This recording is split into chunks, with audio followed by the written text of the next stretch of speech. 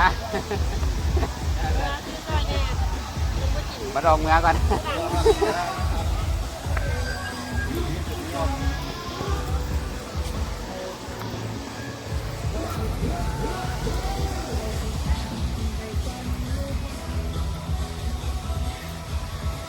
ตาดบางหลวงมานี่คนหลายมานี่เล่นโต๊ะนะ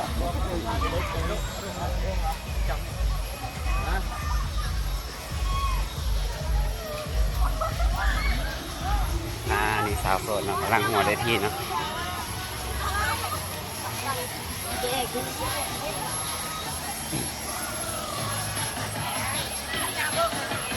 บรรยากาศ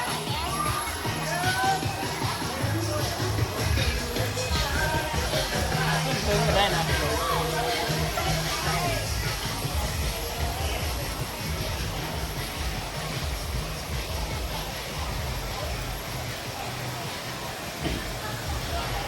นั่งแถวใด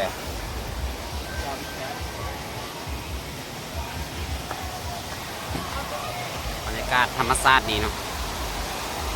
สองข้างก็จะเป็นตู้นั่งเล่น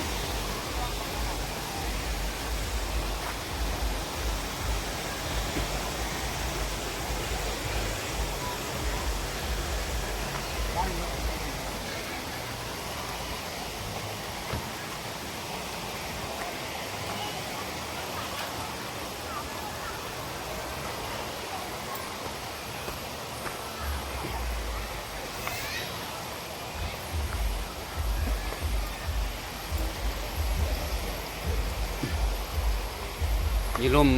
เสียงแซวคนเนาะออกมาไกลๆหน่อยนึงขึ้นมาแทง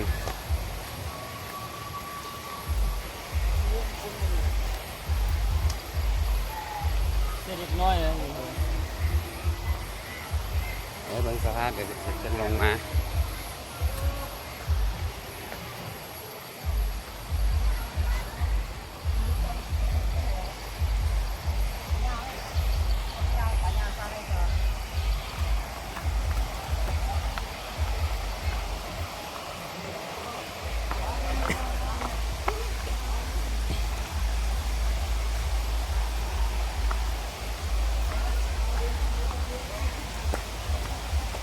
เทิงน้ำจะเป็นสองแง่เนาะสองแง่จะน้อยนิดนึงหมดของมันเงี้ยว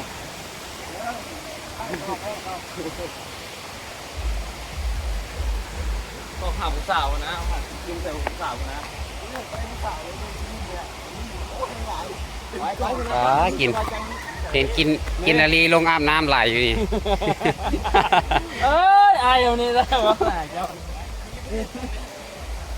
เดี๋ยวจะถ่ายกินอะไรให้เบิ่งเนาะ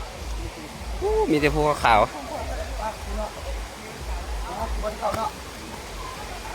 นี่เป็นวังอยู่เทิงเนาะนี่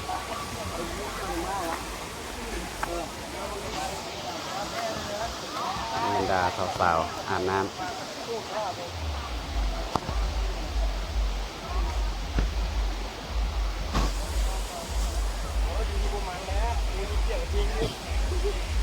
มักเงียบๆสิแหละนั่งแถวนี้ก็ได้นอนเลยเนาะได้บอลเก่าโลกาดงามเลย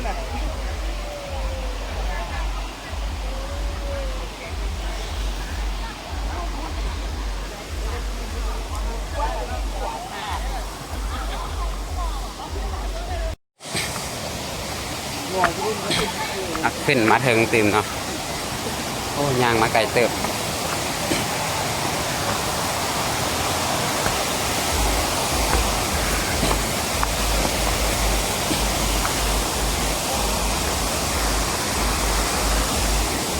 อันนี้คือทีมงาน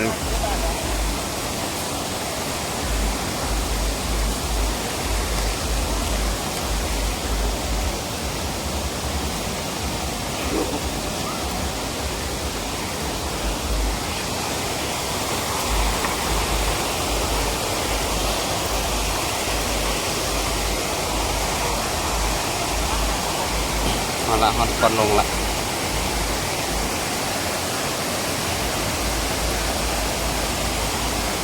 อยู่เทิงก็มีคนไหลอยู่เนาะเยอะ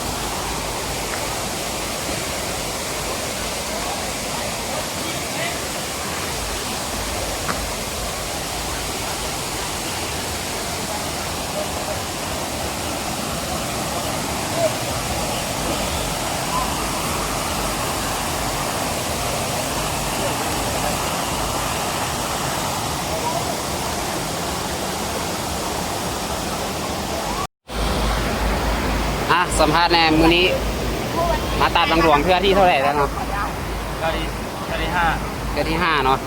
ก็แสดงว่าคักได้มาตลอดได้ยังมากินในมื้อนี้ ไปปิ้งอ่ะเดี๋ยวปิ้งไก่ปิ้งก้นไก่ ปิ้งรวมฮิตเนาะมีเอ็นมีหมูมีไก่ก็โออิซิเนาะมีเบียร์ครับ มาแล้วมาท่องเที่ยวแล้ว ทีมงานนะนี่นะที่ได้พูดหน้าตาดีๆเลย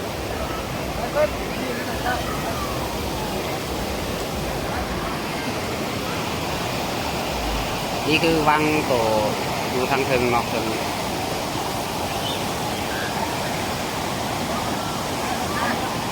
อากาศเย็นดีสังเกตว่ากำลังเติมพลังเนาะก่อนลงน้ำอากาศเย็นเริ่มหนาวแล้วนี่บัวทันลงก็หนาวแล้วนี่